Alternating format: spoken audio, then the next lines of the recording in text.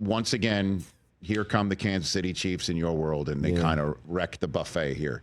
So how do you respond to anybody in our business or anybody in the fan base who would say that as long as Mahomes is there, the Bills will never get past? They can never say that because anybody that's taking snaps have a chance. And sometimes all you need is a chance, right? But when it comes down to it, us as a team, we continue to take swings at greatness. And when it comes down to it, not every great franchise or great organization has won, 7 Super Bowls. You don't have to win 7 Super Bowls. You have to get in once. And if we keep knocking at that door, like not that I'm okay with failing at that point, but we still have a living chance every time we take the field. And I'm okay with that. As long as we have a chance and we play our best ball, it's cool. Well, you beat them in the regular season. I mean, and then the playoffs come and it's a different story. Do you have an explanation? Is there an explanation? They're a different beast, man. They are a different beast. The Chiefs are really good. They are really good. Chris Jones is really good. Patrick Mahomes is really freaking good. And I respect it. I respect them. But they're so dope. They're good people. They play the game well, and they continue to find ways to get there. And, I could be mad. I could say things and da-da-da-da. But when it comes down to it, bro, they are who they are for a reason. And for us, we have to figure out what we have to do to just better like ourselves. And we'll figure it out, and we still have time. We'll figure it out, and, a couple guys might help, like Miles. But by the way, Miles, I'm gonna leave you alone, bro. In all seriousness, the Eagles keep adding. You know what I mean? We the all Eagles need to keep adding. Right. The Lakers just added big time. Big time. In a way that nobody saw coming, nobody thought possible. So I understand that. You also have the MVP of the league. I mean, that's very helpful. That is very helpful. Give me your favorite Josh Allen story where he did something and you couldn't believe it with your own 2 eyes that you actually saw what you saw. Dion Dawkins. Give me that one.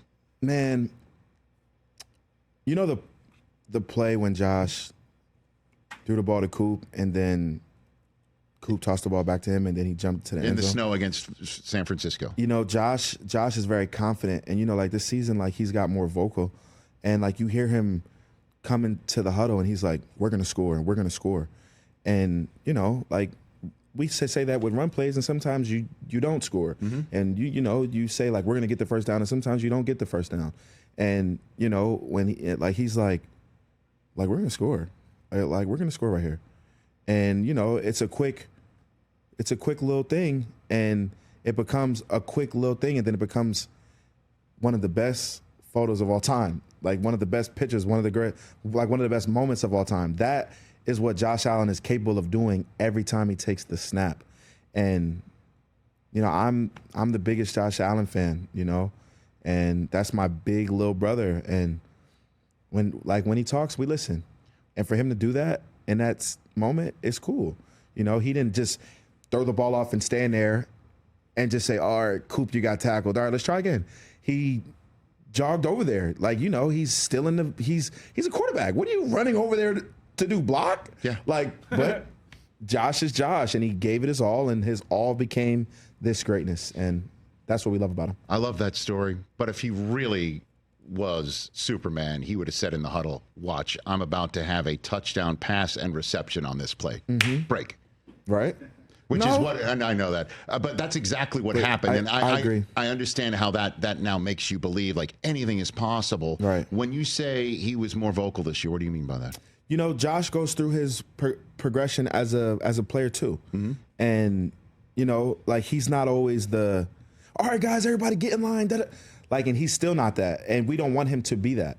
But more vocal, as in expressing the intensity level at the moment, because Like, I'm a loose cannon. Like, I'm a loose cannon on the field, and I know how to lock in. I know, and when not. Like, I'll chirp, I'll talk to you, I'll poke, I'll yeah, all right, yeah, watch this. But we'll play the mind game during a game. And, you know, for Josh, like, I'm an older player. I'm older than Josh. Mm-hmm.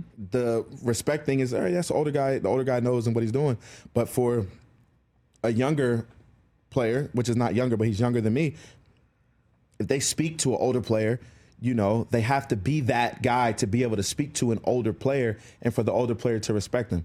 And when I say that he speaks more, he's just more vocal of, all right, Dion, come on, let's lock in. Or, all right, guys, come on, bring it in. Come on, all right, no more kikiing. All right, it's time. And, you know, that wasn't always there because there were so many other guys that did that. Like, we had Mitch. Mitch was the older guy. He just retired, so shout out to Mitch. And then we had like a lot of older guys that, you know, facilitated that.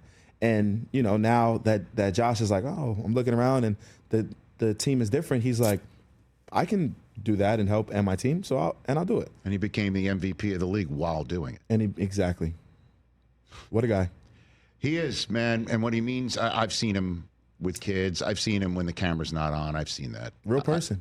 Yeah, big time. A real person. Real person with you know, the town in the palm of his hand, but he doesn't wear that on his sleeve. Yeah. You know what I mean? It's pretty cool. With his heart.